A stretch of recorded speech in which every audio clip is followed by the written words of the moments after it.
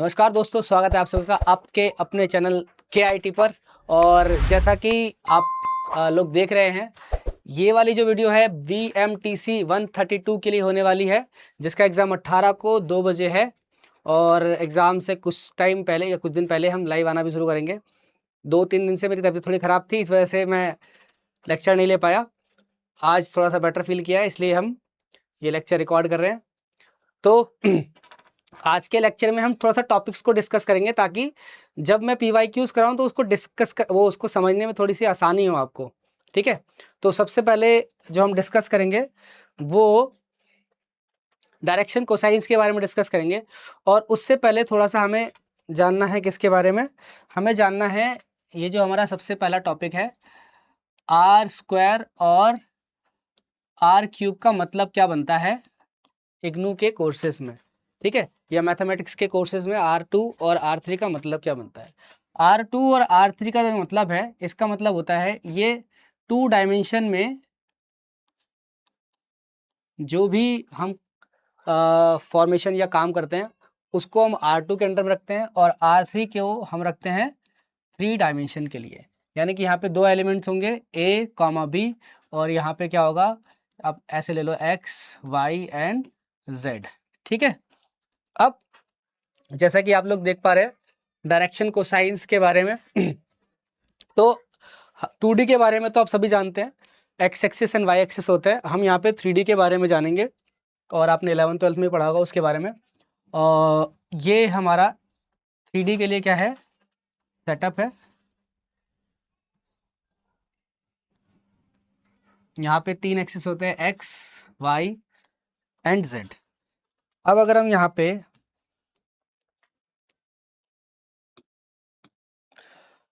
पर एक क्या करें,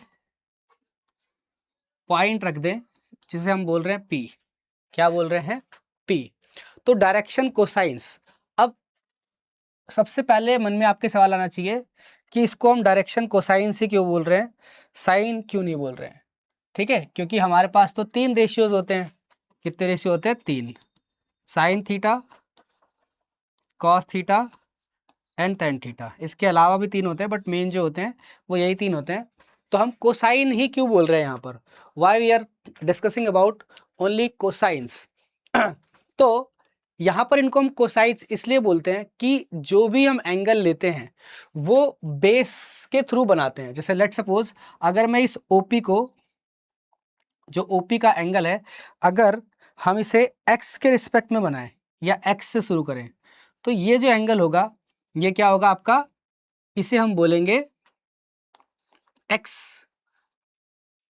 या जैसा बुक में लिखा हुआ है हम उसके थ्रू कर लेते हैं काम।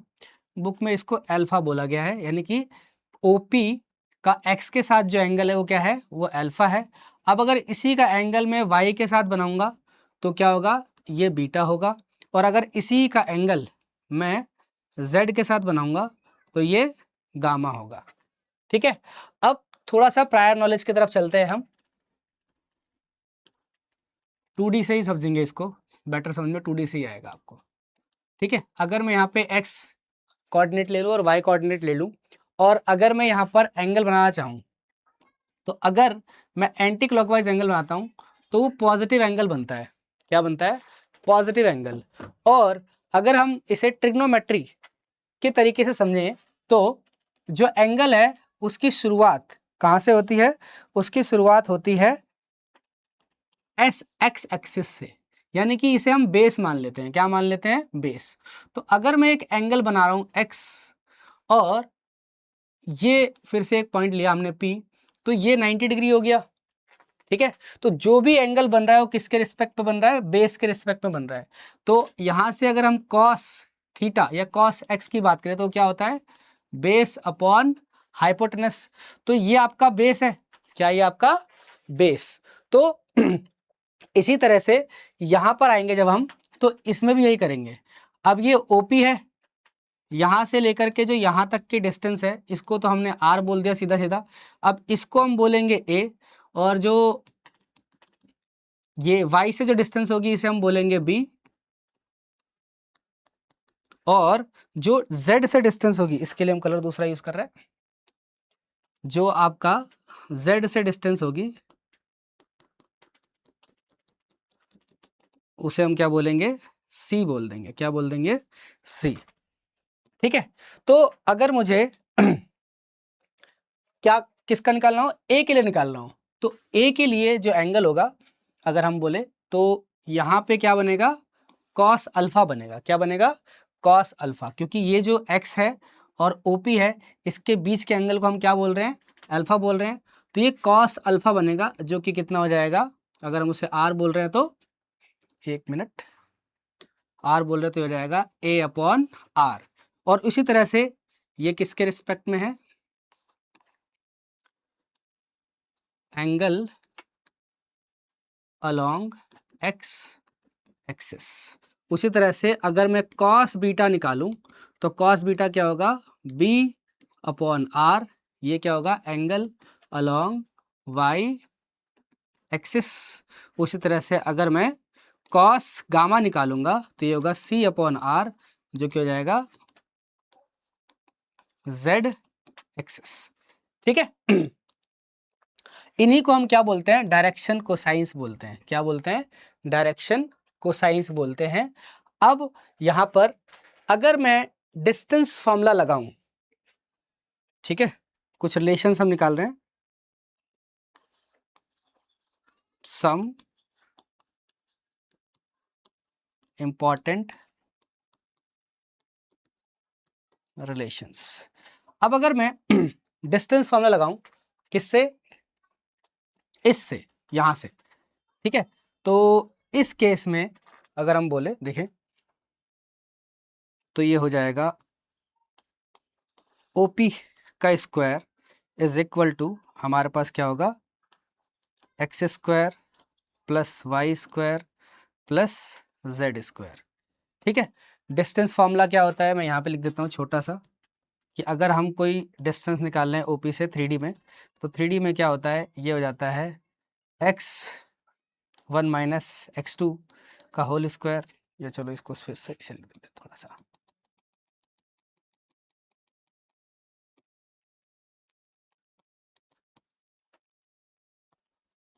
x1 माइनस x2 का whole square plus y1 minus y2 का whole square plus z1 minus z2 का होल स्क्वायर। ये कोऑर्डिनेट्स है। ठीक है, अब यहाँ पर जो हमारे पास OP है, OP का जो डिस्टेंस है हम कहाँ से ले रहे हैं, इस तरह से यहाँ से हम इनिशिएट कर रहे हैं। तो जब आप यहाँ से लोगे डिस्टेंस, तो उस केस में आपका जो एक पॉइंट होगा वो 0 हो जाएगा। इसकी वजह से हमारे पास x, y और z डायरेक्टली आ जाएगा। क्या आ जाएगा, x, y और z डायरेक्टली आ जाएगा। ठीक है, अब अगर इसी रिलेशन को हम आगे बढ़ाएं, तो अगर मैं यहाँ पर x की वैल्यू देखूं, तो x की वैल्यू OP कॉस अल्फा हो जाएगी, y की वैल्यू OP कॉस बीटा हो जाएगी, और z की वैल्यू OP कॉस गामा हो जाएगी।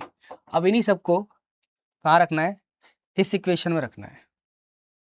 ठीक है, इस इक्वेशन में रख के हम लिखेंगे OP square is equal to OP cos alpha का whole square, OP cos beta का whole square and OP cos gamma का होल स्क्वायर। यहाँ से OP कॉमन ले लेंगे हम, तो OP square is equal to OP common cos square alpha cos square beta and cos square gamma. तो यहाँ से OP स्क्वायर से OP स्क्वायर कैंसिल हो जाएगा, जिसकी मदद से हम यहाँ लिख सकते हैं कि cos square alpha plus cos square beta plus cos square gamma is equal to 1 के बराबर होता है। ये हमारा एक रिलेशन हो गया। ठीक है, और आपको ये भी याद रखना है कि कोसाइंस को L, M और N के रूप में भी लिखते हैं। तो इसको हम लिख सकते हैं एक और, L square M square N square is equal to 1। ठीक है, अब इस पे बेस्ड हम एक सवाल लेंगे। अब सवाल आपका बुक से ही है और एग्जाम में भी आया हुआ है, ट्रू और फॉल्स में, कि प्रूव दैट या state that sine square alpha plus sine square beta plus sine square gamma is equal to 2 होगा। ठीक है क्या होगा? 2। अब हमें ये रिलेशन पता है कि sine square alpha plus cos square alpha is equal to 1 होता है। तो यहाँ पर हम ये लिख सकते हैं कि 1 minus cos square alpha plus 1 minus cos square beta plus 1 minus, यहाँ पे LHS भी लिखें, 1 माइनस, अरे तो छोटा पड़ गया भाई,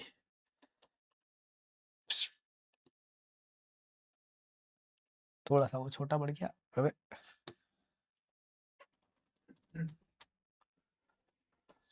किधर भाग रहा है भैया, थोड़ा सा छोटा छोटा करके लिखना पड़ेगा हमें। लिखेंगे 1 minus cos square alpha plus 1 minus cos square beta plus 1 minus cos square gamma. ठीक है, अब हमें बखूबी पता है 1 1 1 जोड़ेंगे तो कितना आएगा 3, और minus cos square alpha cos square beta and cos square gamma. तो यहाँ पे क्या हो जाएगा, ये हो जाएगा 3 minus 1 that is equal to RHS। ठीक है, अब इसी पे बेस्ड एक और क्वेश्चन करेंगे। ठीक है, आगे मूव कर रहे हैं फिलहाल के लिए, इसको आप नोट कर सकते हैं। तो क्वेश्चन नंबर 2 दूसरा क्वेश्चन ले रहे हैं हम इसी के ऊपर बेस्ड। क्वेश्चन क्या कह रहा है हमारे पास? क्वेश्चन कह रहा है find the direction cosine of the line OP where P is the point. Direction cosines निकालने हैं हमें।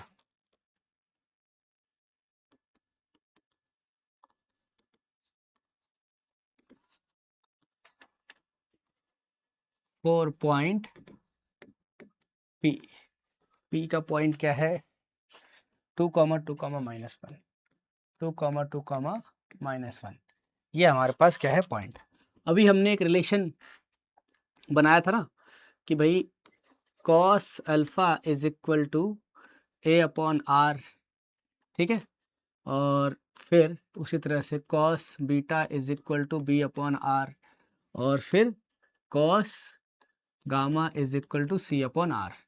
तो जो ये R है ये किसके बराबर है? OP के बराबर है। किसके बराबर है? OP के बराबर है। अब OP के बराबर तो OP का फॉर्मूला क्या हो जाएगा? ये हो जाएगा x square plus Y square plus Z square. क्यों? क्योंकि OP ऑरिजिन से ऑरिजिनेट हो रहा है, इसका कोई दूसरा एंड नहीं है, तो दूसरा एंड जो है वो 0,0,0 है। देखो ऐसे समझने के लिए आप ऐसे ले सकते हो, कलर चेंज कर देते हैं कि ये जो पॉइंट है ये O है, ये जो पॉइंट है ये P है। जो O है हमारा वो 0,0,0 है, और जो P पॉइंट है वो ये है हमारे पास 2, 2, -1। ठीक है, तो ये हमारे पास आ जाएगा। तो ये कितना हो जाएगा? 2 का स्क्वायर प्लस 2 का स्क्वायर प्लस 1 का स्क्वायर। 2 का स्क्वायर हो गया 4 प्लस 4 प्लस 1, 4 4 8, और 8 और 1 9, that will be equal to 3। तो हमारे पास जो L होगा यानी कि कॉस अल्फा होगा वो कितना होगा? वो हो जाएगा 2/3, और कॉस बीटा जो होगा वो हो जाएगा L के बाद क्या आता है M, ये हो जाएगा 2/3, और कॉस गामा जो होगा ये होगा N, ये हो जाएगा -1/3। ठीक है, सिंपल था बहुत। अब थोड़ा सा आगे बढ़ रहे हैं, क्योंकि ये जो आपका डायरेक्शन कोसाइन है इसी से हमारे पास लाइन की इक्वेशन भी बनती है। इसी से हम क्या बना सकते हैं? लाइन की इक्वेशन। तो हम आगे वही डिस्कस करेंगे, लाइन की इक्वेशन को डिस्कस करेंगे।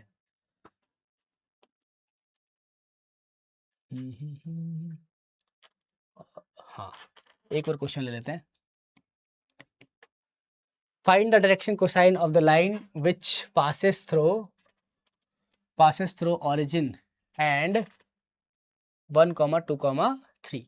यही सेम क्वेश्चन आप खुद करेंगे और आंसर कमेंट करके बताएंगे। अभी जैसे हमने क्वेश्चन किया था सेम वही क्वेश्चन है, तो आप इसका आंसर क्या करेंगे मुझे कमेंट सेक्शन में बताएंगे। जिसका आंसर सही होगा उसके आंसर को हम हार्ट दे देंगे, ठीक है। और इसी के साथ आगे मूव करते हैं। ओके, सेकंड डेफिनेशन है हमारे पास। सेकंड डेफिनेशन है 3 numbers A, B, C are called direction ratios. Line with the direction cosine L, M, N. A is equal to KL, B is equal to KM and C is equal to KN। ठीक है, अब यहाँ पर जो A, B, C है वो direction ratios कहलाते हैं। जो पॉइंट हमारे ऊपर होते हैं उसे हम डायरेक्शन रेशियो कहते हैं। इसी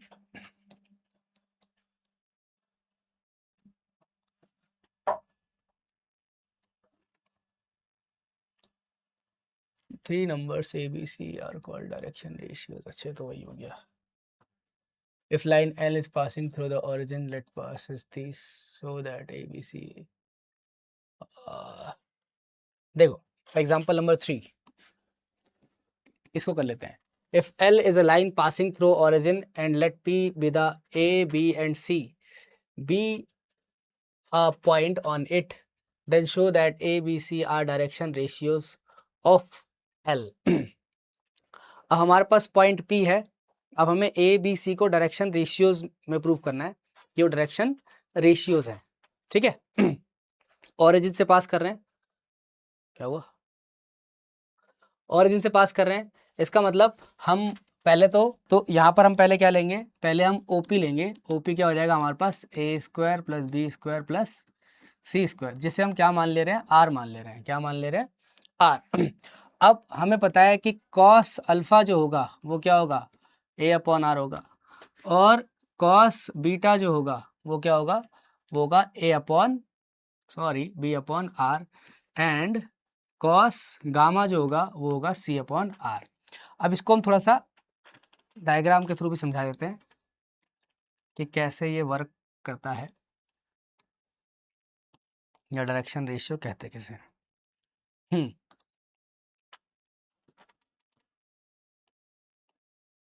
ये हमारे पास पॉइंट P है, ठीक है। अब ये A, B और ये C हो गया, तो इसे हम बोल देंगे R। अब यहाँ X से जो डायरेक्शन आएगी वो हो जाएगी हमारी A, Y के थ्रू जो डायरेक्शन आएगी मतलब डिस्टेंस होगी वो हो जाएगी B, और यहाँ से जो आ जाएगी, कलर चेंज, यहाँ से लेट सपोज जो भी होगा वो होगा आपका ये हिस्सा C, ठीक है। ये क्या होगा, C। इन्हीं को हम क्या कहते हैं, डायरेक्शन रेशियोज कहते हैं। तो अगर इन्हीं को डायरेक्शन रेशियोज कह रहे हैं तो इसके अकॉर्डिंग ये अल्फा, ये बीटा और ये वाला गामा, तो यहीं से हम ये बोल सकते हैं कि cos अल्फा के थ्रू हम बेस अपॉन हाइपोटेनस करेंगे। तो बेस कितना है अल्फा और हाइपोटेनस कितना है R। तो इसका मतलब ये जो आपका A है, या यहाँ पर जो A है, ये direction ratio in x axis x direction है, और direction ratio in y direction जो है B है, और direction ratio in Z direction वो क्या है, C है, ठीक है। अब आगे बढ़ेंगे। अब अगला जो हमारे पास आया है रिमार्क बुक से ही आपके, you might have notice that equation of the line passing through ABC and having direction cosine element can also be written as x minus a, x y minus b and z minus c and l m n, उसके नीचे बराबर में t। ये जो है आपका ये equation of line है। क्या है ये, Cartesian equation of line with direction cosine, with direction cosine DC, ठीक है। और इसको हम इस तरह से रिप्रेजेंट कर देते हैं, ठीक है। तो आगे अगर कोई भी जो दूसरी इक्वेशन है वो ये है कि अगर कोई लाइन 2 पॉइंट से दो पॉइंट से निकल रही हो तो उसकी उसका जो लाइन का इक्वेशन है वो इस तरह से है, एक्स वाई जेड तो ऐसे ही आएगा, ठीक है। हमारे पास x1 z1 और x1 ऊपर आएंगे और x2 में से x1, y2 में से y1 और z2 में से z1 नीचे आ जाएंगे। इसी के लिए एक क्वेश्चन लेंगे हम। The equation of the line joining point, दो पॉइंट है हमारे पास, चलो ग्राफ के थ्रू समझा देते हैं। एक्स वाई और ये जेड,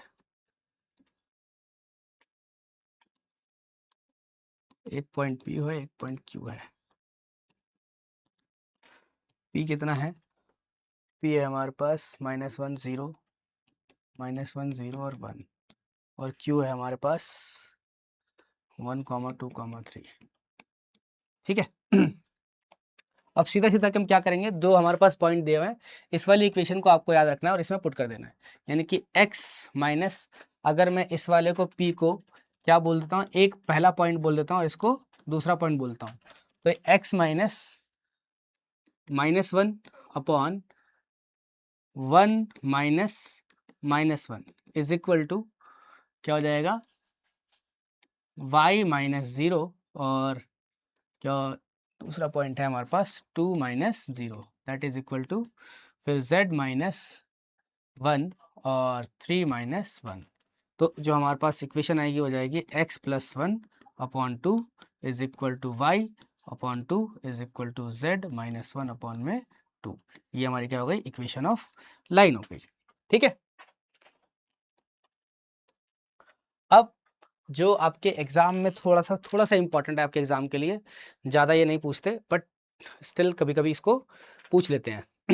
तो इसमें क्या है, आपको दिख रहा है कि ये जो मैं यहाँ पे है लिया हुआ, ये है आपका सिलेंडर की रिप्रेजेंटेशन, सिलेंड्रिकल कोऑर्डिनेट्स की रिप्रेजेंटेशन है। किसकी रिप्रेजेंटेशन है, सिलेंड्रिकल कॉर्ड्स की। सिलेंड्रिकल कॉर्ड्स के रिप्रेजेंटेशन के लिए हमारे पास ये पॉइंट होता है P और यहाँ पे R, theta and Z as it is हो जाता है, ठीक है। तो R की जो इक्वेशन है हमारे पास क्या है, R² is equal to x² plus y², equation of circle की तरह भी आप इसे ले सकते हो। और एक और इक्वेशन याद रखनी जो इंपॉर्टेंट है, tan theta is equal to y upon x और z is equal to z होता है डायरेक्टली, ठीक है। अब कुछ रिलेशंस और है, जैसे कि x इज इक्वल टू क्या हो जाएगा, r cos थीटा और y इज इक्वल टू जाएगा r sin थीटा, ठीक है। और z का तो z ही रहा। अब मैं इसको समझाता हूँ कि ये जो है x r cos थीटा क्यों हुआ और y z sin थीटा क्यों हुआ। जब हम यहाँ पर चलो 2D के हिसाब से समझ लेते हैं कि हमने एक पॉइंट लिया, अब इस पॉइंट में ये जो एंगल बनेगा, cos यहाँ पे बेस है, ये जो एंगल बनेगा यहाँ पे, ये आपका क्या हो जाएगा, बेस होगा y के केस में। तो y के केस में जो बेस होगा वो एंगल हम कहाँ से ले रहे हैं, थीटा ही ले रहे हैं। तो थीटा एंगल तो यही है, जब थीटा एंगल यही है तो वो बेस नहीं, वो किसकी तरह काम करेगा, परपेंडिकुलर की तरह काम करेगा। यहाँ से वो ऐसे आएगा, ये वाला जो हिस्सा होगा ये लेंगे, इसी वजह से हम यहाँ पे क्या ले रहे हैं, साइन थीटा, ठीक है। अब इसी पे एक क्वेश्चन है दिया हुआ, इसको ही कर लेते हैं। क्या लिखा हुआ है, suppose that P is a point of cylindrical coordinates then find its Cartesian coordinates. हमारे पास जो फंडामेंटल है वो क्या है, पहले r होता है, फिर थीटा होता है और फिर z होता है। यानी कि आप सिंपली ये समझ सकते हो कि z बराबर तो कितना हो गया 1, अब r की वैल्यू कितनी दी हुई है 2, तो r का रिलेशन x और y के साथ है यहाँ पर, और यहाँ पर cos थीटा के साथ है, और थीटा कितना दिया हुआ है हमारे पास, थीटा हमारे पास दिया हुआ है ये 2π/3, ठीक है। तो हम क्या करेंगे, इस वाले रिलेशन को यूज करेंगे, x is equal to r cos theta. तो x बराबर r कितना है 2 कॉस 2π/3। अब यहाँ पे x की वैल्यू क्या हो जाएगी, कॉस 2π/3 पे क्या होगा, कॉस 2π/3 पे होता है 0, क्या होता है 0। तो यानी कि यहाँ हो जाएगा 2 इंटू 0। तो 2 इंटू 0 हो जाएगा, तो ये x की वैल्यू तो हो गई 0। अब x की वैल्यू 0 हो गई तो y की वैल्यू भी ऐसी आ जाएगी। y की वैल्यू क्या आ जाएगी, 2 इंटू साइन 2π/3। अब साइन 2π/3 पे कितना होता है, ये होता है 1, ठीक है, और माइनस का 1। तो y इज इक्वल टू कितना हो जाएगा, माइनस का 2। y is equal to minus का 2। तो जो हमारे पास फाइनल आंसर आया वो क्या हो जाएगा, वो हो जाएगा हमारे पास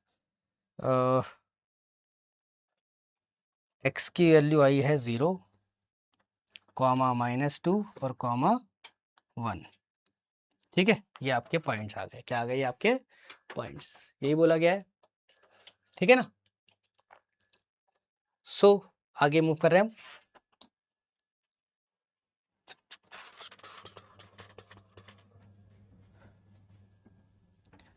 अब हमें ये सिलेंड्रिकल, ये वाला तो हमने कर लिया, बी वाले को कर रहे हैं। Find the cylindrical coordinates of the Cartesian form. तो सिलेंड्रिकल कोऑर्डिनेट्स के लिए हमारे पास क्या होता है, सिलेंड्रिकल कोऑर्डिनेट्स के लिए हमारे पास क्या फॉर्मेशन होती है, ये वाली फॉर्मेशन होती है हमारे पास r, थीटा एंड z। यानी कि z की वैल्यू तो फिक्स हो गई, z की वैल्यू हमारे पास, अगर हम इसका सॉल्यूशन करेंगे b का, तो z बराबर कितना हो जाएगा, -7। अब बात आती है किसकी, इन दोनों की। तो हम यहाँ पे क्या करेंगे, टेन थीटा वाला रिलेशनशिप यूज करेंगे, टेन थीटा बराबर y/x। तो टेन थीटा बराबर y/x है, तो ये हो जाएगा -3/3, जो कि कितना आएगा, -1। अब हमें ये देखना है कि टेन थीटा -1 कब होता है। टेन थीटा -1, टेन थीटा -1 की अगर हम बात करें तो इसको भी हम क्वाड्रेंट के थ्रू समझते हैं, x y z। अगर मैं पॉजिटिव एंगल लेता हूं तो जो 1045 है π/4, इसकी वैल्यू कितनी आती है, 1। तो अगर मैं इसी को उल्टा लूँ, -x, ठीक है, क्या लूँ, -x, तो फोर्थ क्वाड्रेंट में जो 10 होता है वो क्या होगा, आपका नेगेटिव होता है। क्या होता है, नेगेटिव। तो इसका मतलब जो 10 2π -π/4 अगर हम करेंगे तो हमारे पास आंसर क्या आएगा, -1 आएगा। क्या आएगा, -1। तो वही हम यहाँ पे लिख देंगे, tan theta is equal to 2π -π/4। इसको सॉल्व करेंगे तो हमारे पास क्या आ जाएगा, थीटा आ जाएगा। थीटा कैसे आएगा, 8π -π/4, जो कि कितना हो जाएगा, 7π/4। तो जो आपका सिलेंड्रिकल फॉर्म है, सिलेंड्रिकल फॉर्म क्या आ जाएगा हमारे पास, आर की वैल्यू आई, क्या आर की वैल्यू नहीं आई है, तो पहले आर की वैल्यू निकालेंगे। तो आर की वैल्यू निकालने का रिलेशन क्या है, r is equal to r cos, sorry, x की वैल्यू आई है, वाई की वैल्यू आई है, जेड की वैल्यू है, वाई की वैल्यू हाँ दी हुई है पहले से। तो यहाँ पे हम लिख देंगे x is equal to r cos theta. अब एक्स की वैल्यू तो हमें 3 दी हुई है, ठीक है, ये एक्स की वैल्यू 3, तो 3 दी हुई है, तो हम क्या करेंगे, आर कितना आया है, आर हमारे पास आया है, आर तो निकालना है, तो आर को यहीं रहने देंगे, और कॉस थीटा कितना है, 7π/4 कितना है, .7π/4।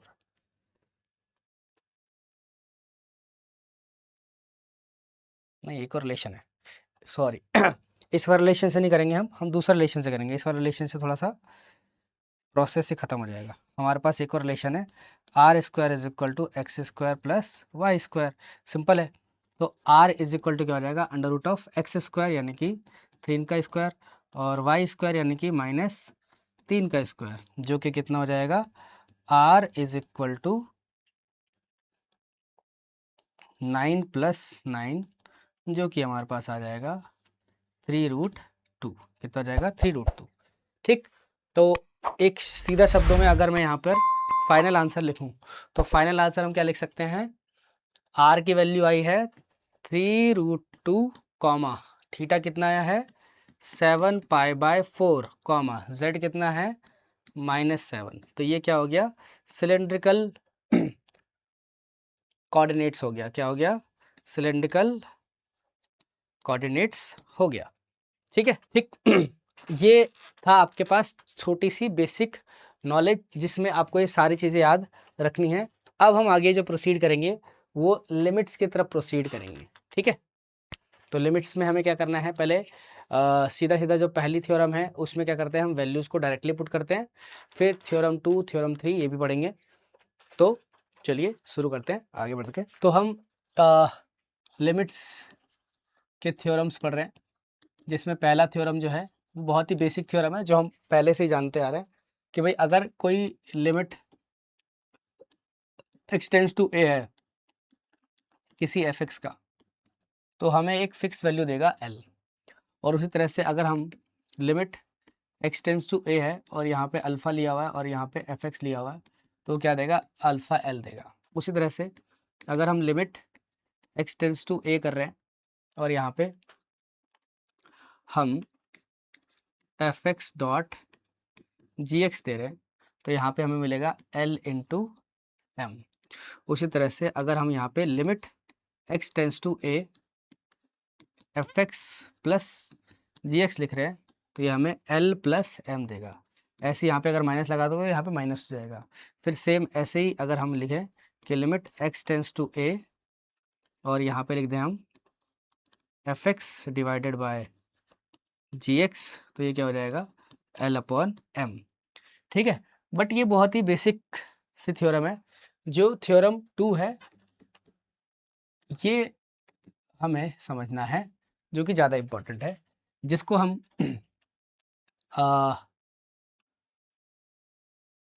एप्सन और डेल्टा रिलेशन भी बोलते हैं। ये जो एप्सन है ये आउटर वैल्यू के लिए वर्क करता है और ये जो डेल्टा है ये इनर वैल्यू के लिए वर्क करता है। ये ज़्यादा ऊपर तो नहीं हो गया ना, नहीं, इनर वैल्यू के लिए वर्क करता है। इसको समझाने के लिए या इसको समझने के लिए हमें एक एग्जाम्पल लेना पड़ेगा और वो एग्जाम्पल लेके चल रहे हैं हम। ठीक है ताकि आप बेटर तरीके से इसे समझ पाओ। तो एग्जाम्पल है हमारे पास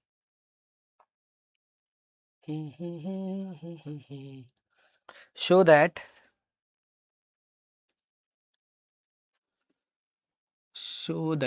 limit x tends to x and y tends to x tends to 0 and y tends to 2, x tends to 0 and y tends to 2 और यहाँ पे लिखा हुआ है x square plus 2 x square plus Y.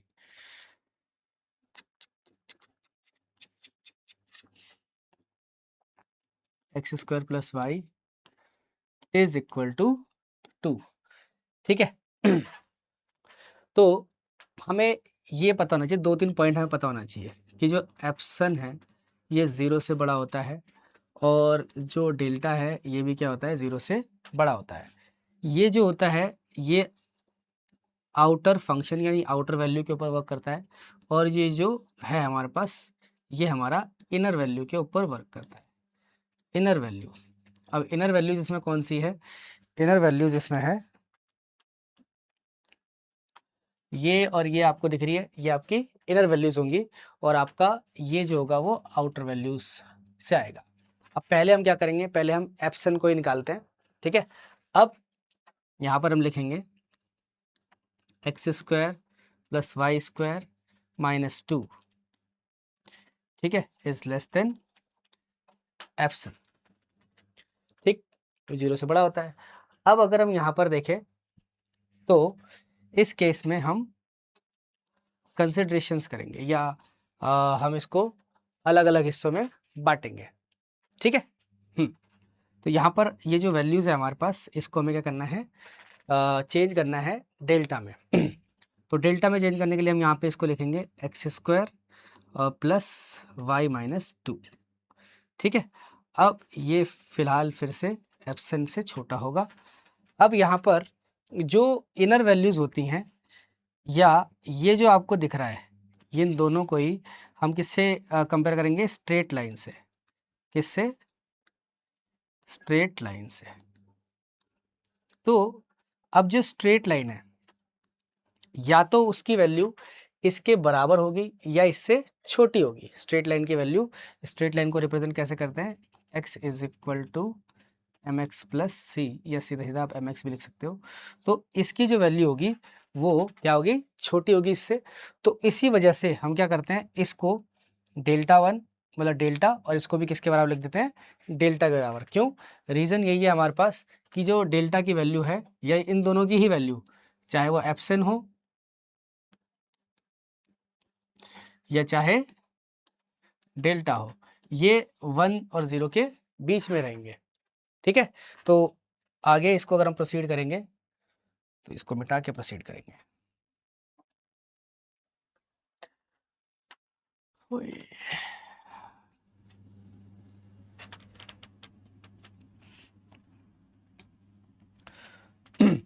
तो यहाँ पर हम लिख देंगे इसको डेल्टा, और ये भी लिख देंगे डेल्टा। ठीक है, तो ये हो जाएगा हमारे पास एप्सिलॉन। अब यहाँ पे लिख सकते हैं हम 2 डेल्टा, और ये हो जाएगा हमारे पास एप्सिलॉन। तो डेल्टा इज इक्वल टू क्या हो जाएगा? Epsilon by 2। Delta is equal to क्या हो जाएगा हमारे पास? सॉरी, पहले यहाँ पे जो इनइक्वालिटीज़ का साइन है इसको हटा के इक्वल इक्वल लिखेंगे। ठीक है, क्या हो जाएगा? Epsilon by 2। क्या हो जाएगा? Epsilon by 2। अब क्योंकि एक जो डेल्टा था, ये हमारे पास क्या था? एक्स स्क्वायर था, तो हम इसे लिख देंगे एक्स स्क्वायर बाय 2। तो एक्स की जो वैल्यू होगी वो अंडर रूट ऑफ ये हो जाएगी, और y माइनस 2 की जो वैल्यू हो जाएगी ये हो जाएगी एप्सिलॉन बाय 2। ठीक है, अब यहाँ पर जो एक्स स्क्वायर है, क्योंकि ये तो डेल्टा के बराबर आ गया, तो हम इसे क्या करेंगे? ये X square is less than this, तो X is less than this, and Y minus 2 is less than this. ठीक है, यहीं से हम क्या कर सकते हैं? यहीं से हम कह सकते हैं कि limit x tends to 0 and y tends to 2, हमारे पास X square plus Y is equal to 2 हो जाएगा।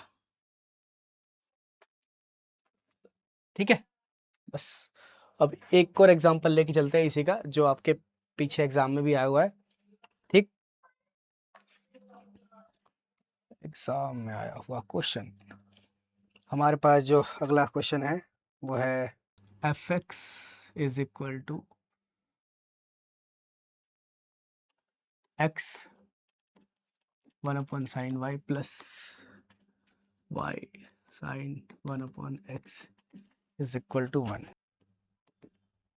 लिमिट x टेंस टू 0 और y टेंस टू भी 0। एक मिनट, लिमिट चेक कर लेते हैं। इज इक्वल टू 1 नहीं है, इज इक्वल टू 0 है। ठीक है, तो अब पहले तो हमें यही लिखना होगा कि जो एप्सिलॉन है इसकी वैल्यू 0 से बड़ी, और डेल्टा है इसकी वैल्यू भी 0 से बड़ी। अब यहाँ पर जो हमारे पास फंक्शन है इसको लिखेंगे हमारे पास x साइन 1 अपॉन वाई और plus y sine 1 upon x. अब ये 0 है तो इसको इधर ले आएंगे और इसको लिख देंगे हम इज स्मॉलर देन एप्सिलॉन। ठीक है, क्या लिख देंगे? Smaller than epsilon. अब इसको हम थोड़ा सा सेपरेट कर देंगे, तो हो जाएगा x sine 1 upon y plus y sine 1 upon x is smaller than epsilon. तो अब यहाँ पर ये ध्यान रखना है कि साइन थीटा की जो मैक्सिमम वैल्यू होती है वो 1 होती है, और जो मिनिमम वैल्यू होती है वो -1 होती है। क्या होती है? -1। तो हम सिंपल इसे लिख सकते हैं कि x plus Y is epsilon. अब ये क्या हो गया? आपका स्ट्रेट लाइन हो गया, फिर से मतलब लाइन की इक्वेशन में आ जाएगा। तो इसको हम क्या लिख देंगे? डेल्टा, और इसको भी क्या लिख देंगे? डेल्टा। तो delta plus delta is less than equal to epsilon. तो हम लिख देंगे epsilon is two delta is equal to epsilon. तो delta is equal to delta is equal to epsilon by 2, क्या रहेगा एप्सिलॉन बाय 2, एप्सिलॉन बाय 2 हो गया। फिर अब यहाँ पर दिख रहा है आपको कि ये फिर से लाइन की इक्वेशन को क्या कर रहा है, सेटिस्फाई कर रहा है। इसका मतलब जो आपका केवल लिमिट है वो आपका सही है, ऐसे लिख दोगे आप और काम आपका खत्म। एक और क्वेश्चन लेते हैं, लिमिट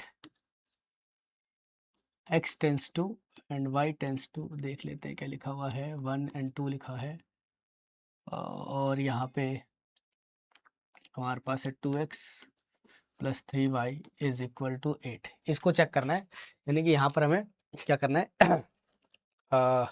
लिमिट चेक करनी है इसकी, ठीक है। और एक बार वो देख लेते हैं, 1 और 2 है, बिल्कुल ठीक है। तो सबसे पहले हम क्या करेंगे, वही लिखेंगे कि एप्सिलॉन की वैल्यू 0 से बड़ी और डेल्टा की वैल्यू भी 0 से बड़ी, और इन दोनों को कंपेयर जो करते हैं ना हम स्ट्रेट लाइन के डिस्टेंस से करते हैं, straight line distance formula use करते हैं, ठीक है। अब इसको हम इधर लेके आएंगे तो ये जाएगा 2x plus 3y minus 8 is less than equal to, sorry less than epsilon.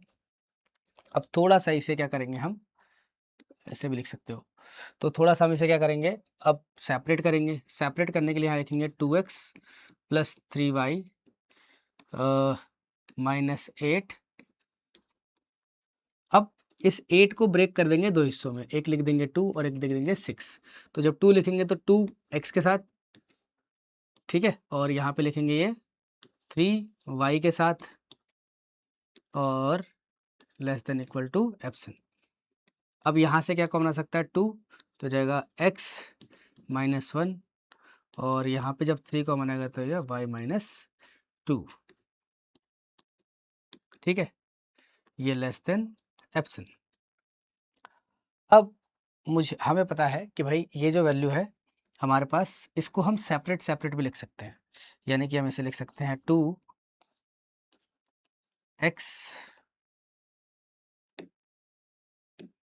Minus 1 plus 3 modulus 3 modulus y minus 2 less than this.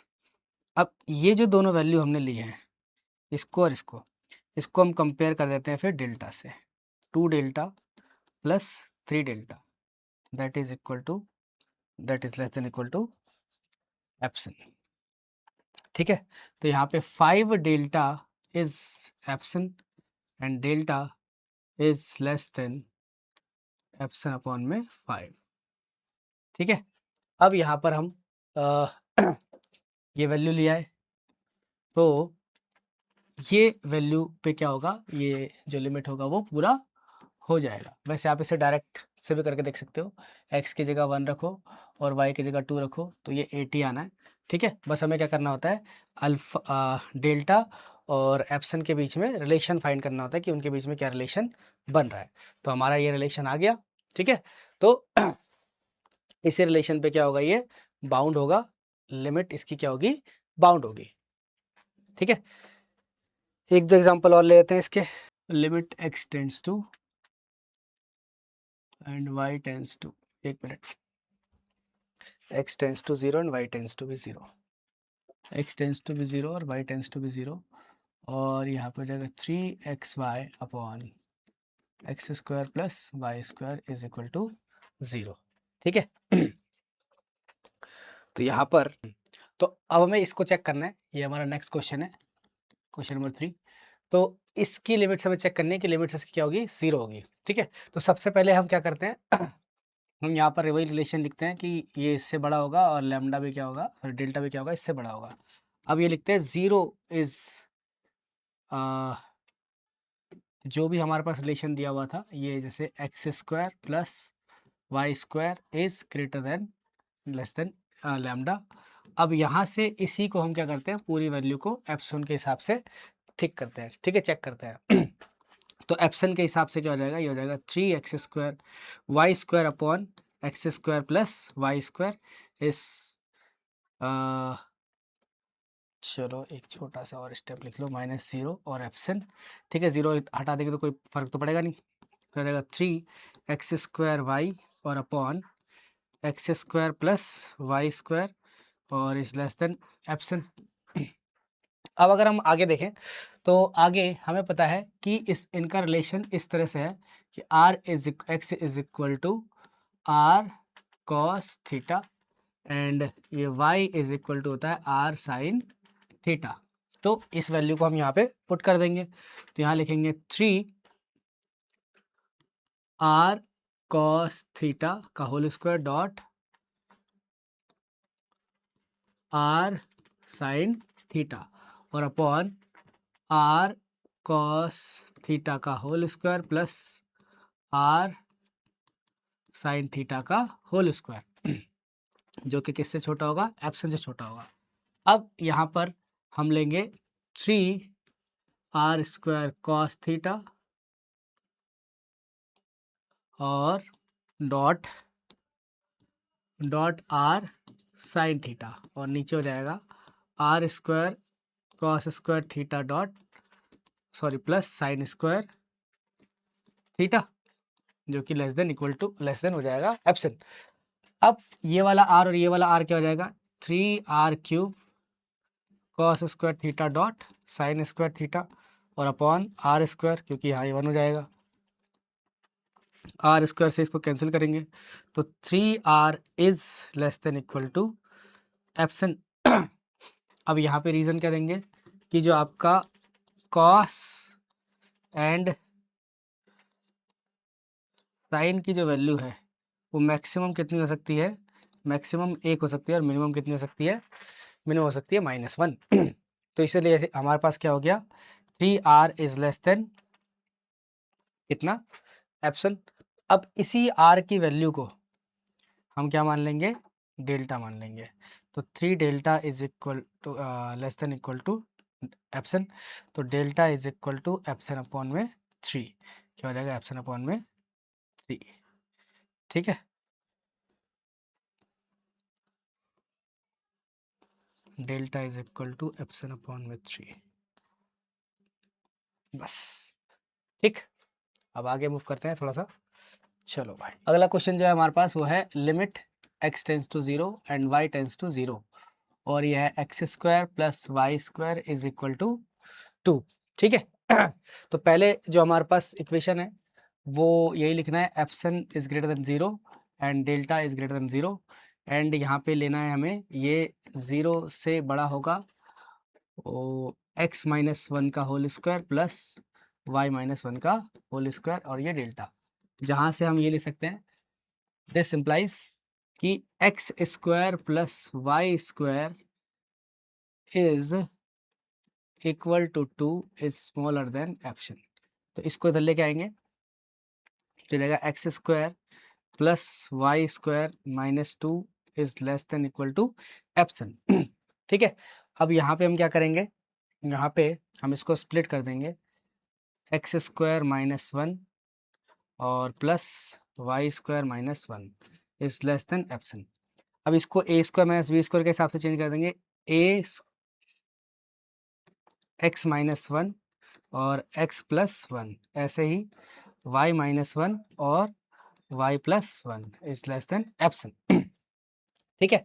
अब अगर हम यहाँ देखें, गौर करें तो इसी को हम डेल्टा के हिसाब से लेके चलते हैं कि ये भी डेल्टा है और ये भी क्या है, डेल्टा है। तो अगर ये हमारा डेल्टा है, या ऐसे कह लो कि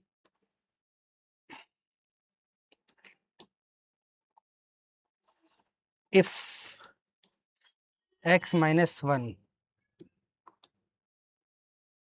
इज लेस देन डेल्टा, ठीक है।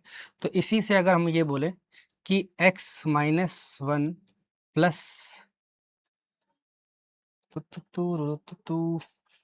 एक मिनट, इसको थोड़ा सा और सही से समझाते हैं। ये जो वैल्यू है हमारे पास x-1, इसकी वैल्यू -1 और 1 के बीच में रहेगी।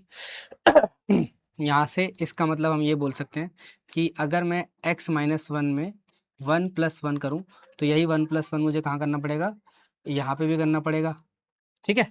तो अगर इसको देखें तो यहाँ से ये कैंसिल हो जाएगा, तो ये x+1 की वैल्यू कितनी हो जाएगी, 3 हो जाएगी। कितनी हो जाएगी, 3। ठीक है। तो अब यहाँ पर हम देख सकते हैं कि इस वाले इक्वेशन में कि x+1 भी है और y+1 भी है, उसको हम डेल्टा ही लेते हैं। ठीक, तो ये जो हो जाएगा हमारे पास x-1 और ये होगा 3, इक्विवेलेंस ले लेते हैं, और ये हो जाएगा y-1 और ये इक्विवेलेंस हो जाएगा 3 लेस देन एप्सिन। अब ये वाली वैल्यू डेल्टा कहलाती है और ये वाली वैल्यू भी क्या कहलाएगी, डेल्टा ही कहलाएगी। वैसे उसको भी हम डेल्टा से ही कंपेयर करते, बट समझ में फिर थोड़ा सा मुश्किल से आता है, इसलिए हमने क्या किया, पहले 1 से कंपेयर किया, फिर हमने उसको डेल्टा के रूप में लिख दिया।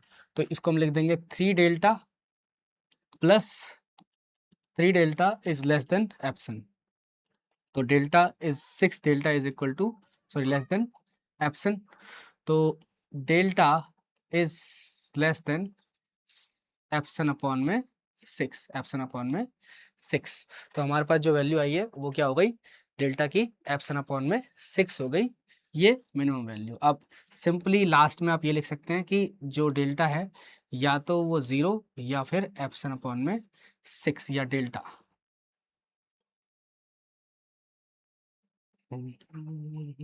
ये आपकी फाइनल वैल्यू हो जाएगी। और इसी पे क्या होगा, ये आपका जैसे हमने यहाँ पे 0 0 रखा तो लिमिट ये आपका कंसिडर हो जाएगा। लिमिट 0 है या 1 है, 1 मिनट चेक कर लेते हैं।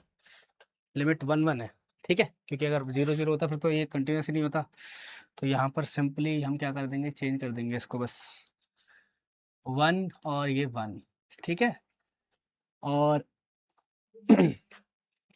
आज के लेक्चर के लिए ये आखिरी क्वेश्चन रखते हैं, फिर हम क्या करेंगे और इस तरह के क्वेश्चंस को डिस्कस करेंगे। अभी तक जो हमने डिस्कस किया है वो थ्योरम 3 तक डिस्कस किया है, थ्योरम 3 तक डिस्कस किया है। जो ज़्यादा इंपॉर्टेंट थ्योरम है वो है थ्योरम 4, ठीक है, लिमिट्स की थ्योरम 4 है। फिर इसको जो अगली वीडियो होगी उसमें हम लिमिट्स की थ्योरम 4 के क्वेश्चंस को डिस्कस करेंगे और क्वांटिटी को डिस्कस करेंगे, और फर्स्ट ऑर्डर पार्शियल डिफरेंशियल को हम सॉरी यानी कि लिमिट्स को और क्वांटिटी को और डिफरेंशियल इक्वेशन को, फर्स्ट ऑर्डर डिफरेंशियल इक्वेशन को डिस्कस करेंगे, ठीक है। तब तक के लिए आप सभी अपना ध्यान रखें और एग्जाम की तैयारी करते रहें। जय हिंद।